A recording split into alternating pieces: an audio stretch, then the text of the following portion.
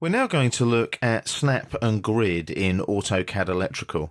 This is a standard AutoCAD setting. It's available in regular AutoCAD as well, but it's very useful in AutoCAD Electrical for drawing straight lines that snap to a regular grid at regular intervals, hence the phrase grid and also snap. They're drafting settings down on the status bar, and they're these icons here and here. So there's grid mode and there's snap mode.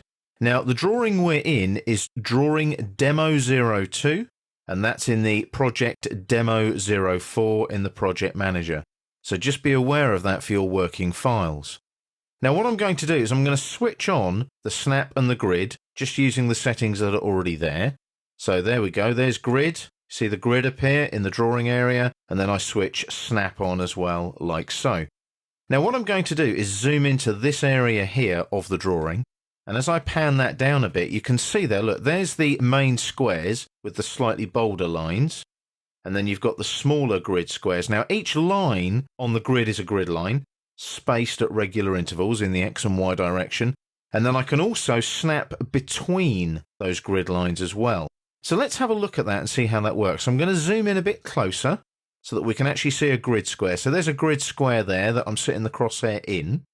If I go up to the Home tab on the ribbon now, and click on the line command here in the draw panel and come in, you'll notice that all of a sudden my mouse movement is very jerky. That's because I'm snapping to each increment of the grid. Hence those terms again, snap and grid. So the snap settings are allowing me to snap to each of these increments even though they're not on the grid lines. So why is that? Well, let's just hit escape a moment, clear that line command, and I'm going to come down here onto the status bar, click there and go to Snap Settings. So you can see that the grid X and Y spacings are 0.5 in there, like so. So each grid square is half a unit in size.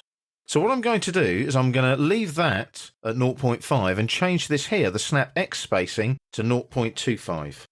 So I'm increasing the increment that we snap to.